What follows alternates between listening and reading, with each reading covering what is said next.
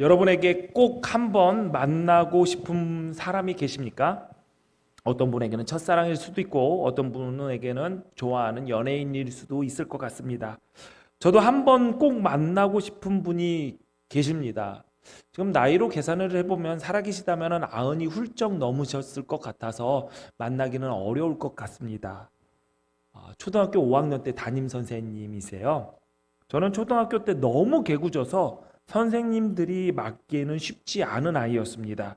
새학년이 될 때마다 선생님께서 항상 정철호가 누구니? 라고 물어보셨어요. 그럼 저는 저요 이렇게 얘기를 했던 게 기억이 납니다. 그러면은 저를 보면서 의미심장한 표정을 지으면서 고개를 끄덕였던 그런 선생님들이 늘 계셨어요. 학년마다. 이유는 왜일지 알 것 같습니다.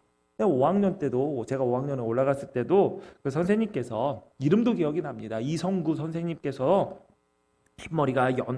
흰머리에 연세가 지긋하신 할머니 선생님이셨는데 정철호를 먼저 부르는 거예요. 정철호가 누구니? 그래서 또 내가 또 이렇게 제일 먼저 불리는 영광을 누리는구나 하면서 자랑스럽게 줘요 하고 딱 했죠.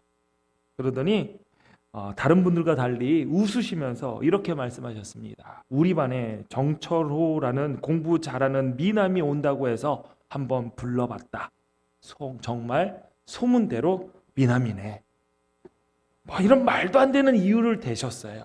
그때 저는 그렇게 인자하게 웃으시면서 저를 불러주신 그분에게 좋은 학생이 되기 위해서 열심히 공부했고 친구와 사이좋게 지내려고 노력했고 그때마다 저의 이름을 불러주시면서 웃어주셨던 선생님을 기억하고 있습니다.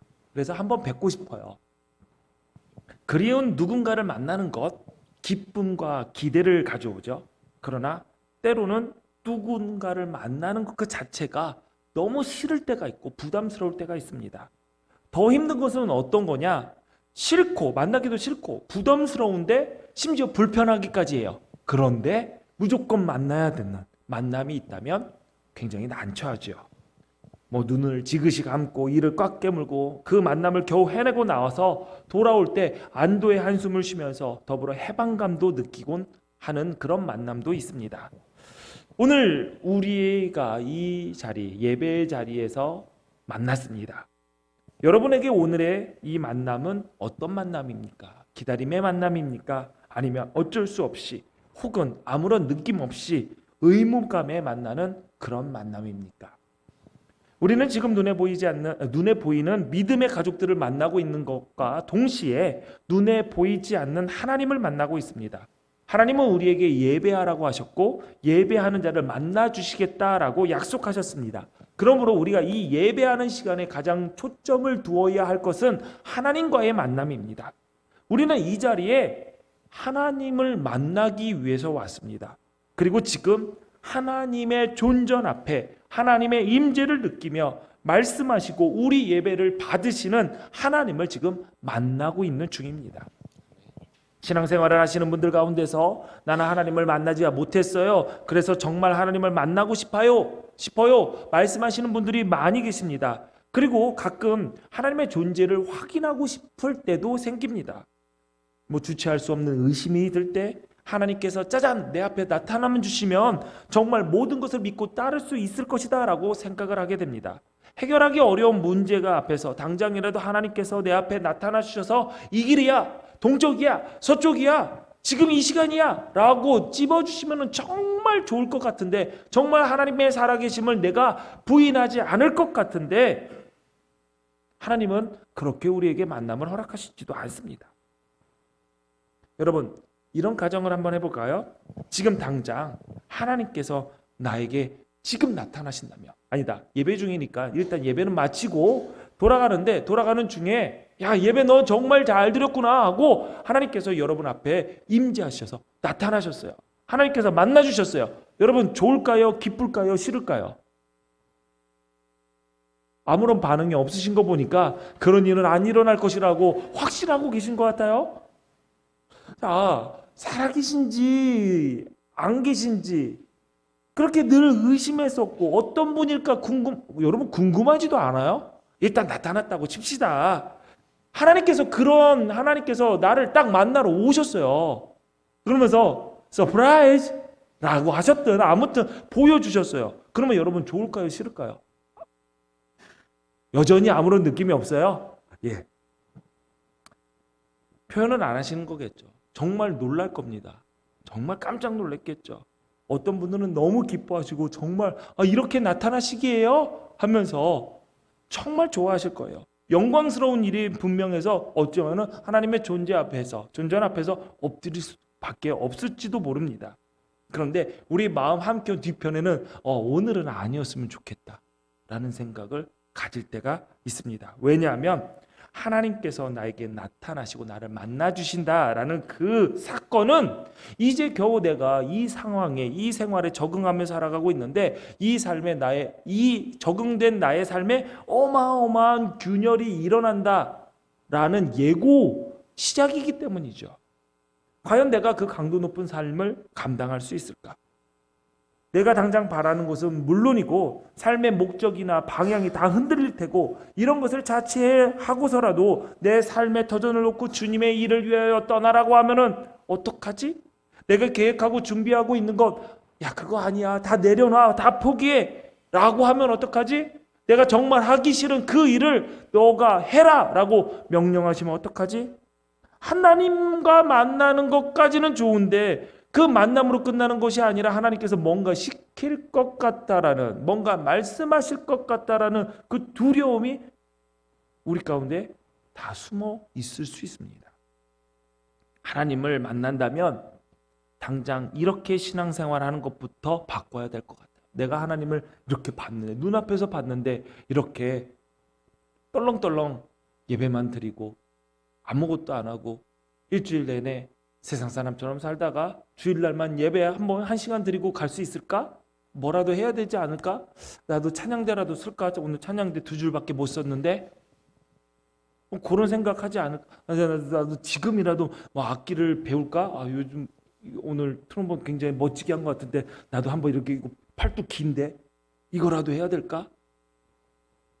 그런 생각은 아무도 안 하시나 봅니다. 여러분, 많은 경우 하나님을 만나고 싶지만 내 속에 그 갈망을 숨길 때가 많습니다. 왜? 하나님을 만나면 뭔가 내 삶이 바뀌어야 될 것 같다라는 부담감이 다가오기 때문이죠.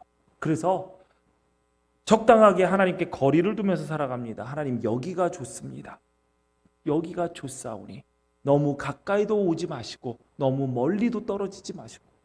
그래서 내가 하나님 부를 때 어디선가 갑자기 계시다가도 나에게 오셔서 도와주셨다가 적당히 멀리 떨어져 주신 분이면 정말 좋을 것 같습니다 라는 생각을 가지고 있을 때도 있죠. 지금 내 삶이 만족스러워서가 아닙니다. 하나님 앞에 서는 것, 하나님 앞에 그 자리에 하나님을 만나는 것이 두렵기 때문이죠. 수천 년 전에 광야의 이스라엘 백성들도 그랬습니다. 오늘 본문의 말씀에 이스라엘 백성들 앞에 하나님께서 나타나셨어요. 이집트에서 노예 생활을 하다가 해방된 지 3달 만에 시내산 앞에 도착을 했습니다. 여호와 하나님이 그들의 자리로 찾아오셨습니다. 하나님께서 이스라엘 백성들에게 나타나셔서 친히 여호와 하나님의 백성으로 살아가야 할 10가지의 계명을 들려주셨을 때 이스라엘 백성들의 반응은 두려움과 떨림 그 자체였습니다. 출애굽을 해서 척박한 광야를 가로지르며 갈 때 마실 물이 없었고 먹을 것이 없었을 때마다 그들은 똑같이 이야기했습니다. 하나님 어디 있냐고. 하나님 어디 있냐고. 얼마나 하나님을 찾아대며 원망했습니까? 그런데 막상 하나님께서 나타나시자 그들은 두려워 떨며 하나님으로부터 매우 멀리 도망갔습니다. 그리고 그들은 모세에게 이렇게 얘기했죠. 하나님이 우리에게 얘기하지 말게 하고 하나님이 모세 너에게 얘기해서 너가 우리에게 얘기를 해라. 그러면 우리가 듣겠다. 우리가 하나님의 말씀을 들었다가 하나님을 만났다가 우리 죽을까 죽을 수도 있다. 하나님 만나서 우리가 죽으면 어떡하냐. 그러니까 너나 만나고 와서 전달해 달라라고 얘기를 합니다. 하나님께서 그때 이후로 신명기의 말씀을 보니까 더 말씀하시지 않고 그 말씀을 2 돌판에 써서 모세에게 주었다라고 얘기합니다. 여러분 십계명이 하나님께서 친히 친필로 쓰셔서 준 돌판이에요. 예. 태블릿. 그러니까 말 그대로 당시에 누구도 갖지 못했던 이런 패드를, 태블릿을 여기에다가 말씀을 적어서 새겨서 주신 거예요. 태블릿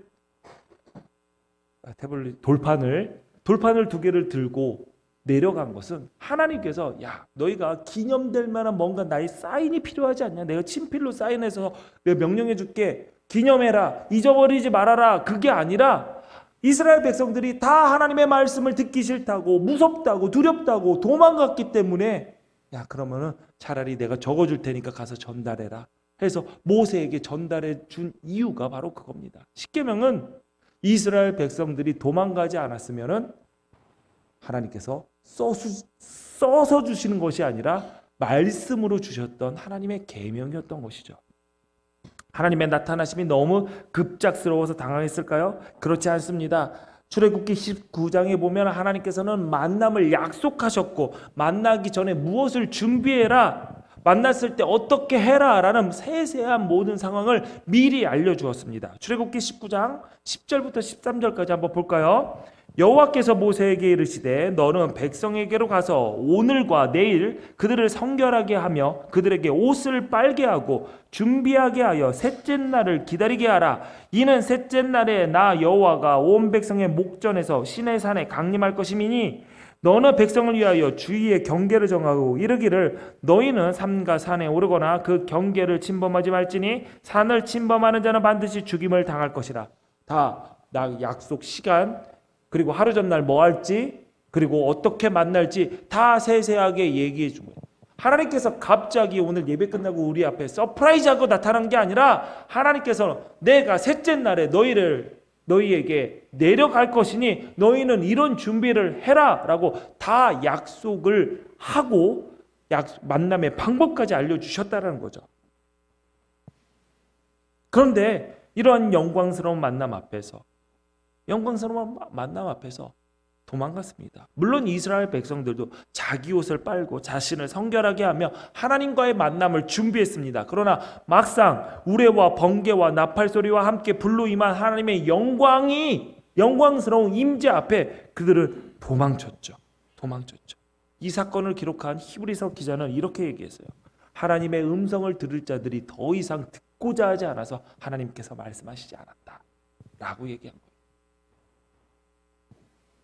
모세는 이스라엘 백성들에게 이렇게 얘기합니다. 두려워하지 말아라. 하나님이 임하심은 너희를 시험하고 너희로 경외하여 범죄하지 않게 하려 하심이니라 라고 말했습니다. 하나님께서 이스라엘 백성들을 심판하시고 처벌하시고 죽이시기 위해 오시는 것이 아니라는 것이죠. 그러니 그들은 하나님에 대해서 공포를 느낄 필요가 없었다라는 것입니다. 도리어 하나님께서 오시는 목적이 그들이 하나님을 경외하는 거룩한 백성이 되어서 더 이상 하나님 앞에 죄를 범하는 백성이 되지 않게 하기 위한 목적을 가지고 있었다는 거죠. 즉 십계명이라는 것은, 하나님의 말씀이라는 것은 처벌의 기준이 아니라 그들이 하나님의 거룩한 백성답게 살아가는 그 기준으로 제시가 되었다라는 것이죠. 우리가 가끔가다 하나님의 말씀 십계명을 보면 이거 꼭 지켜야 돼, 지키지 않으면은 죄야, 범죄야 라고 생각하고서 부담을 느끼는데 아니에요. 하나님께서 이 말씀을 허락하셨다는 것은 만물을 창조하시고 주관하시는 여호와 하나님의 백성으로 인정하기 때문에 나의 법을 따라라 라고 인정해주는 감사의 조건이었다는 것입니다. 그렇다면 이렇게 생각할 수도 있어요. 기왕 이렇게 하나님께서 좋은 뜻을 가지고 이스라엘 백성들에게 나타나실 것이라면 애들 놀라지 않게 좀 부드럽게 소프트하게 나타나셨으면 얼마나 좋았을까. 그런데 왜 이스라엘 백성이 놀라서 도망가게 만들 만큼 우레와 나팔 소리와 불로 임하셨냐는 거예요. 모세가 두려워하지 말라라고 말했지만 그 백성은 여전히 멀리 서 있었다라는 거예요. 생각해 보면은 좀 부드럽게 오셨어도 될 법한데, 그런데 여러분 잘 생각해 보세요. 어저께 비는 많이 안 왔지만 천둥 번개 친 거 아시죠? 모르세요? 모르시는 분도 계실 거예요. 신경 안 쓰면 안 들릴 수도 있어요. 그런데 제 조카는 무서워서 집에 들어갔어요. 밖에 나와 있다. 무서워 하고 들어갔어요. 김진이라는 애가 있어요. 네. 무섭다고 들어가더라고요. 비도 안 오지만 우르릉쾅쾅 하니까 들어가요. 근데 거기에 서 있는 사람도 아무도 무서워하지 않았어요. 공포라는 것은 사실 어떠한 대상하기에 있는 거지, 내가 생각하고 있는 대상하기에 있는 거지 현상으로 그 공포를 느끼는 것이 아니라는 것입니다. 아무리 부드럽게 하나님이 임재하셨어도 그들이 하나님에 대해서 두려움을 갖고 있다면 하나님의 임재 자체는 공포였을 거라는 거죠. 하나님을 대면한다는 건 사실 두려운 일입니다. 성경을 보면 하나님의 모습을 본다는 것은 때로는 죽음을 의미하기도 했죠. 이사야 선지자가 하나님을 처음 만났을 때의 모습이 이렇게 적혀 있습니다. 이사야 6장 5절을 보니까 그때 이사야가 말하되 화로다 나여 망하게 되었도다, 이런 말이에요. 큰일 났다, 나 망했다. 나는 입술이 부정한 사람이요 나는 입술이 부정한 백성 중에 거주하면서 만군의 여호와이신 왕을 배웠음이로다. 나는 죄가 있는 사람인데, 나는 의롭지 못한 사람인데, 의롭지 못한 가운데서 의로우신 하나님을 만났으니 나 망했다, 나 죽었다 라는 소리입니다. 부정한 인간이 하나님을 본다는 것은 죽음을 의미했죠. 어느 누구도 부정한 상태로 하나님 앞에 설 수가 없는 것입니다. 이것은 죄진 인간의 가장 큰 특징이에요. 자, 누가복음 8장, 5장 8장을 보니까 베드로가 예수님을 처음 만났을 때, 예수님이 하나님의 아들이라는 것을 깨달았을 때 뭐라고 얘기했냐? 우와, 대박, 진짜 메시아예요? 우와, 할렐루야, 정말 우리가 얼마나 기다렸는 줄 알아요? 이러지 않았습니다. 하나님의 아들인 것을, 예수님이 하나님의 아들임을 깨달았을 때 그는 엎드려서 주여 나를 떠나소서 나는 죄인입니다 라고 했습니다. 이 말은 무엇이냐면 나 살려주세요, 나 살려주세요, 나 죽이지 말아세요. 거룩하신 하나님 앞에 죄인으로 선다라는 것은 죽음을 의미했기 때문에 베드로도 예수님 앞에서 바로 그런 거죠. 나를 떠나주세요, 나 살려주세요, 나는 죄인입니다 라고 얘기를 했던 것입니다. 모세는 하나님께서 이 엄청난 자연 현상을 동반하면서 이스라엘 백성들에게 스스로 하나님이 하나님됨을 보이시기를 원하셨던 것은 그 이유가 있었다라고 얘기를 합니다. 그건 뭐냐면 하나님을 너희가 경외하는지를 시험하기 위해서다라고 이야기를 합니다. 시험하다라는 말은 히브리어로 나사라는 단어를 쓰는데, 이 나사라는 단어가 성경에서 어떻게 쓰여졌는가를 보면은 하나님께서 무엇을 시험하고 싶었는지를 우리는 알 수 있게 됩니다. 자, 성경에서 이 나사라는 단어가 어떻게 쓰여졌냐면, 첫 번째, 나에게 이게 어울리는지 안 어울리는지 확인할 때 이 나사, 시험하다라는 것이죠. 우리가 옷을 고를 때 옷을 입어보고 시험하잖아요. 그거를 시험하다라는 거예요. 성경에 보니까 다윗이 골리앗과 맞서 싸울 때 사울이 투구와 왕의 갑옷과 창검을 줍니다. 그때 다윗이 사울의 갑옷을 입어보죠. 나에게 맞는지 입어보는 거. 그때 쓰여진 단어가 나사, 시험하다라는 단어예요. 두 번째로 이 단어의 쓰임이 있습니다. 어떤 것에 익숙해진다라는 의미로 쓰여졌어요. 뭔가 익숙해질 때 이 시험하다라는 단어를 썼고, 마지막으로 어떤 사물이나 사람을 깊게 체험한다라는 의미로 시험하다라는 이 나사라는 단어가 쓰여졌습니다. 상대방의 속내를 속속들이 알기 위해서 이것저것 물어보거나 시험하는 것을 시험할 때 사용하는 단어인 것이죠. 하나님께서 이스라엘 백성들 앞에 나와서 무엇을 그들을 만나시면서 시험하시고자 했던 것은 뭐냐면, 그래, 내가 선택한 이스라엘 백성들, 너희들이 하나님 나라의 백성으로 내가 선택한 민족으로 어울릴지 안 어울릴지를 내가 보겠다. 또 하나님을 경외하고 죄로부터 돌아선 하나님 나라의 백성의 거룩한 삶이 너희에게 익숙하게 될지 안 될지, 그리고 너희가 이 하나님 나를 어떻게 생각하고 어떻게 알고 있는지 속속들이 알기 위해서 내가 너희를 나타나 시험하겠다라고 이야기한 것입니다. 하나님께서는 다시 말하면 이스라엘 백성들이 나의 민족으로 합당한지, 나를 하나님으로 믿고 따르고 있는지 그거를 확인하고자 하셨던 것이죠. 하나님께서는 이스라엘 백성들이 하나님을 하나님으로 경외하기를 바라시고 그것을 확인하고자 하셨지만 이스라엘 백성들은 그저 두려워했을 뿐이었습니다. 두려움, 경외, 이 둘 사이의 차이는 굉장히 미묘해 보입니다. 그러나 실상은 엄청난 차이를 가지고 있죠. 둘 다 똑같이 무서운 겁니다. 공포스러운 것입니다. 그러나 두려움은 공포 때문에 그 대상을 멀리하고 피하려고 합니다. 반면에 경외함은 사랑과 존경심으로 우러러보고 오히려 그 두려움을 안고 그 대상 앞으로 나가는 것이죠. 두려움에 떨었던 이스라엘 백성은 하나님을 피하고 하나님을 경외했던 모세는 그 먹구름 한가운데로 걸어가 하나님을 만났습니다. 모세에게 타고난 담력이 있어서 가능했을까요? 아닙니다. 모세도 출애굽기 3장을 보니까 처음 하나님을 만났을 때 그때도 이렇게 하나님을 두려워했습니다. 호렙산에서 양을 치던 중 떨기나무가 불을 가운데 타지 않는 것을 보게 됩니다. 그거를 보러 가까이 가는데 그곳에 임재해 계신 하나님을 만나게 되죠. 그러자 모세가 하나님 뵙기를 두려워하여 얼굴을 가렸다라고 했습니다. 그러나 그 두려움 속에서 모세는 하나님과 대화를 합니다. 이 만남은 모세에게 미리 준비시킨 일도 아니었어요. 하나님의 계획 속에 갑자기 하나님께서 모세를 만나셨던 거예요. 모세 역시 두려웠고 피하고 싶었을 것입니다. 그러나 그 중요한 순간, 그 두려운 순간에 모세가 하나님 앞에 나아갔다라는 것이죠. 그리고 하나님과의 만남 속에서 모세는 하나님께 내 백성을 구하라는 사명을 받게 됩니다. 두려워도 무서워도 하나님 앞에, 우리의 왕 앞에 나가야지 하나님께서 허락하시는 선한 것을 받을 수 있다는 것이죠. 우리 집 강아지 얘기를 한 번 더 할게요.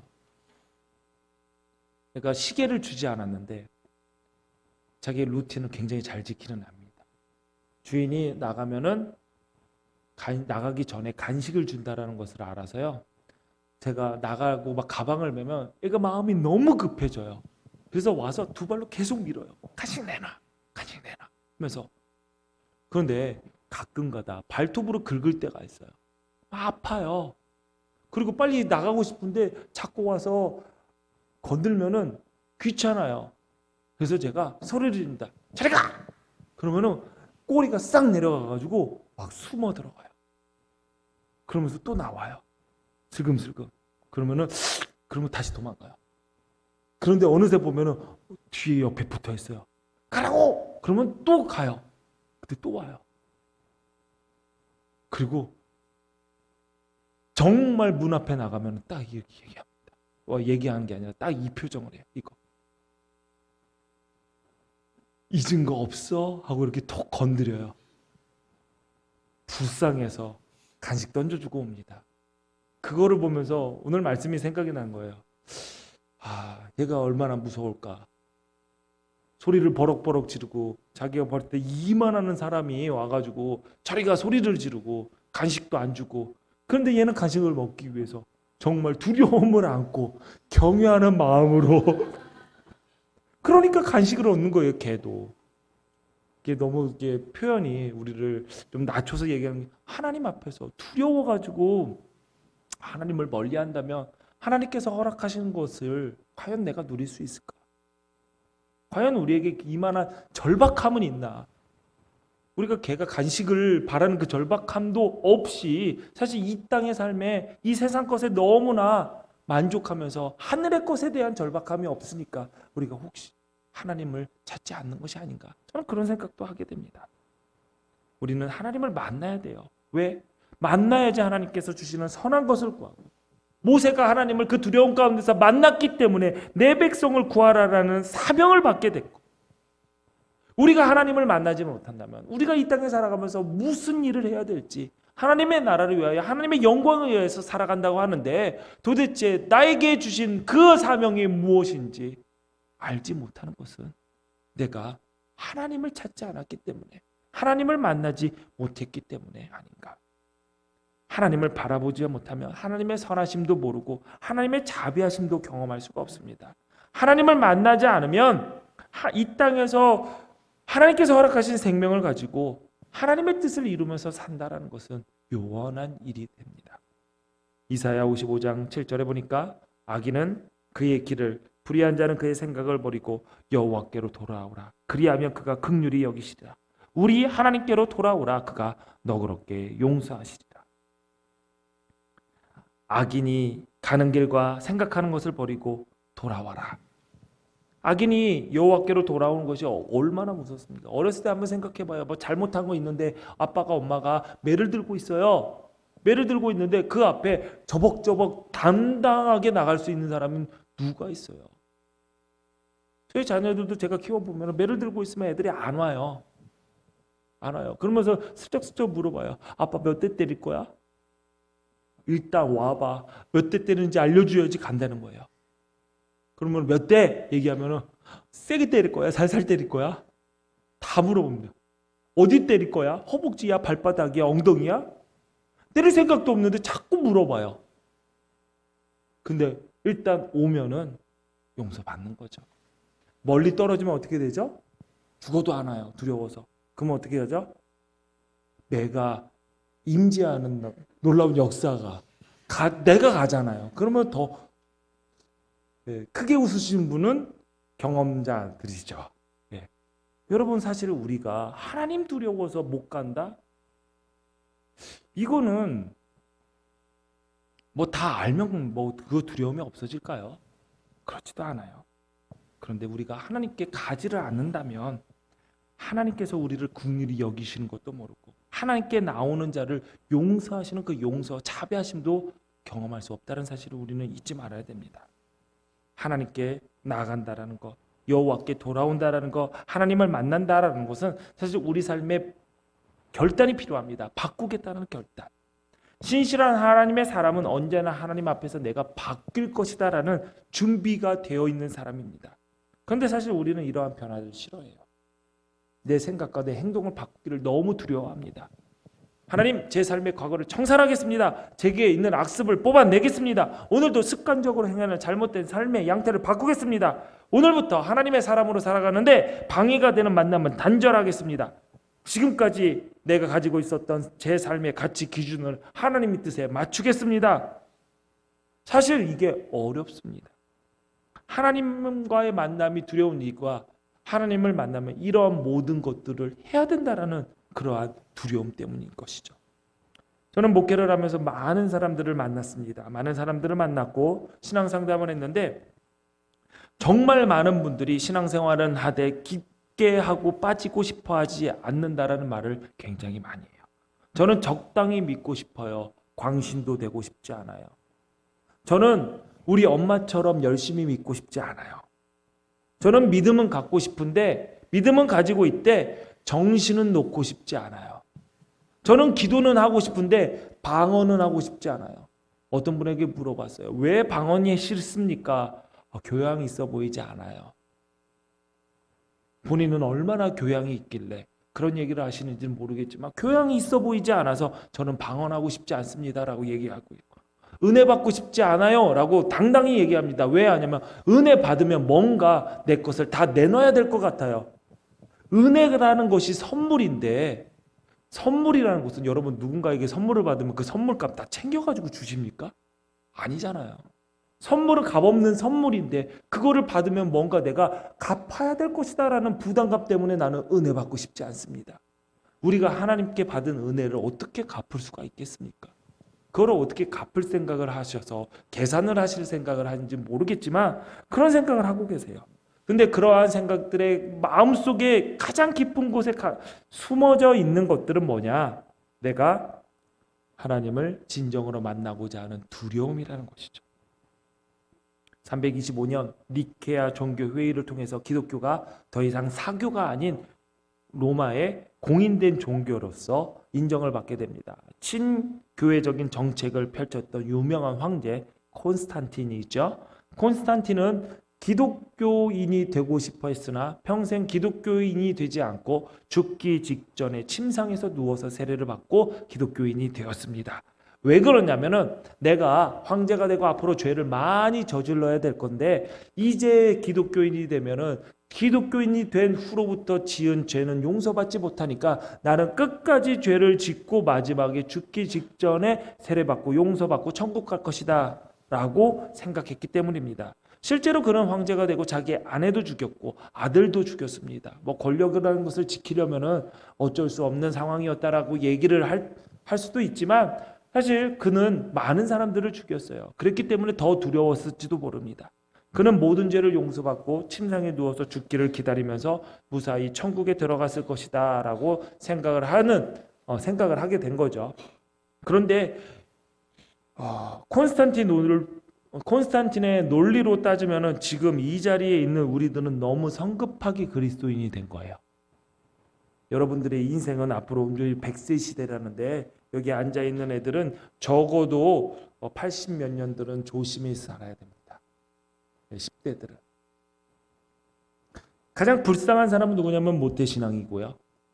불쌍한 아이들은 지금 2층에서 예배하고 있는 우리 홀리그라운드 아이들이겠죠. 얘네는 자기가 결정한 것도 아니라 부모의 이끌림에 의해서 너무 빨리 기독교인이 된 거예요. 죽어서 돼야 되는데. 실제로 저랑 이제 저희 교인 중에서 왜 이렇게 안 나오냐고 했더니 딱 얘기를 해요. 저 60 넘어서 교회 가겠습니다. 왜? 일단 60 전에 제가 할 일들이 많아요. 너무 많아요. 뭐가 그렇게 많은데 목사님한테 얘기할 수 없는 세상의 일들이 너무 많아서 일단 60까지 거의 일을 제가 다 마무리 짓고 그 다음에 오겠습니다. 이런 무슨 뚱딴지 같은 소리가 있어요. 근데 진짜 안 와요. 진짜 안 와요. 연락도 하고 교회 일도 뭐 도와달라고 하면은 와서 도와주긴 하는데 예배는 안 와요. 누가 가르쳐 줬는지 아마 이 콘스탄틴이 가르쳐 준 것 같아요. 여러분, 우리가 알아야 될 것이 있어요. 기독교인이 되고 그리스도인이 되고 온전하게 살 수 없음에 대한 두려움이 아니라 그 두려움으로 그리스도인이 되고 하나님의 백성으로 세상을 살아가는 벅찬 소망을 품는 거예요. 두려움으로 인해 그리스도인이 되는 것을 거부하고 하나님께로 돌아오지 않는다면 용서하시는 하나님의 자비와 긍휼을 경험하지 못하게 됩니다. 용서받은 자의 감격을 모르니 세상에 그리스도인으로 살아가는 기쁨을 어떻게 느낄 수 있겠습니까? 여러분, 두려움은 하나님을 떠나게 만들어요. 에덴 동산에서도 아담과 하와가 가장 죄를 범하고 가장 먼저 한 것은 하나님 앞에서 숨은 거예요. 떠나게 됩니다. 오늘 본문의 이스라엘 백성들 하나님 두려워서 떠났습니다. 그래서 그 떠나서 한 일이 뭐냐라는 거예요.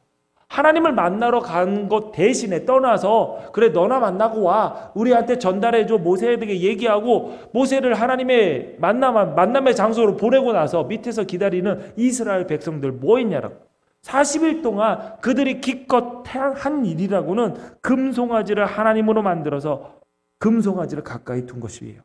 거룩하지 않은 금송아지는 거룩하지 않는 그들이 가까이 해도 두렵지 않았기 때문입니다. 기독교 성도 여러분 한번 잘 생각해 보세요.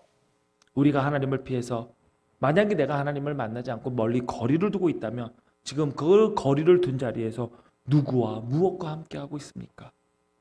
그 사람이 그것이 과연 나를 구원할 만한 힘이 있는 것들 맞습니까? 신앙생활에서 예배를 중요하게 얘기하는 것은 바로 이 예배가 나를 구원할 능력이 있는 하나님을 만나는 시간이기 때문입니다. 예수 그리스도의 십자가의 보혈로 우리는 이 예배를 통해서 하나님을 만나는 복을 누리게 되었습니다. 아멘. 그러나 우리 가운데 어떤 이들은 여전히 두려움 속에서 소리를 지릅니다. 하나님 나에게 말씀하시지 마시고 목사님에게 대신 말해서 전달하게 해주세요. 우리 부모님에게 말씀해 주세요. 기도 많이 하는 권사님을 통해서 나에게 응답해 주세요. 그때 내가 듣겠습니다. 내가 만난 하나님이 아니라 누군가가 만난 하나님을 전달받는 그래서 내가 상상하는 하나님이 너무 슬프지 않나요?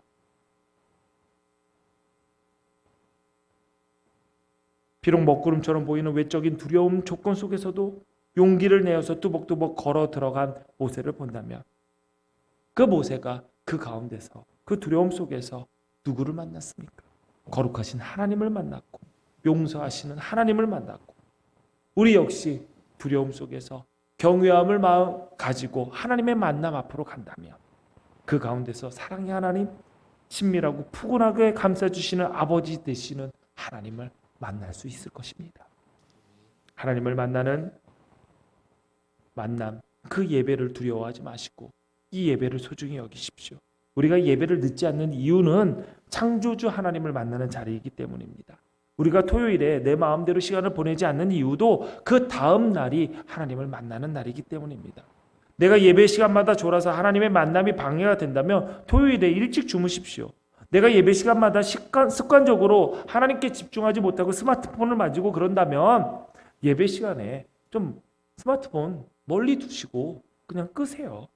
아니면은 그냥 갖고 들어오지 않으셔도 됩니다.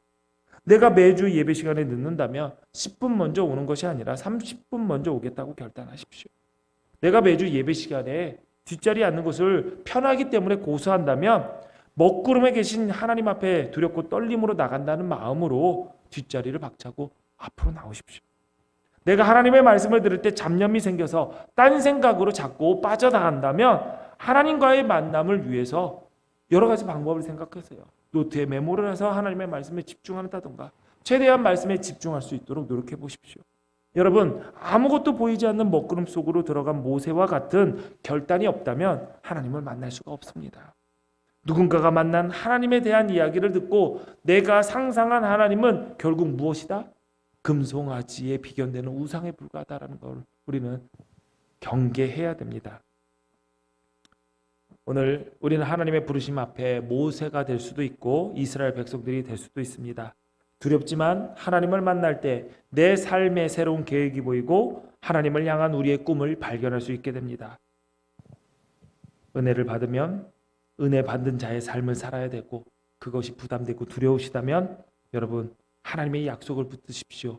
은혜가 임하면 은혜의 삶을 살 수 있는 능력도 동시에 주어집니다. 아멘. 하나님을 경외하며 하나님을 만나고 하나님의 사람으로 살고자 하는 여러분들에게 하나님께서, 창조주 하나님께서 여러분을 찾아가 만나주시고 함께하는 그 복이 있기를 주님의 이름으로 축원합니다. 아멘. 기도하시겠습니다. 영광의 하나님, 하나님의 영광의 자리에 우리를 불러주셔서 감사합니다. 죄인인 우리가 거룩하신 하나님 앞에 서는 것이 두려운 일이나 그리스도의 보혈을 힘입어 담대하게 은혜의 보좌 앞에 나갈 수 있게 하시니 감사합니다.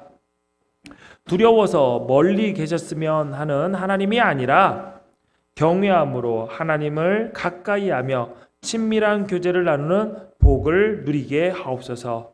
우리 주님 예수 그리스도의 이름으로 간절히 기도하옵나이다. 아멘.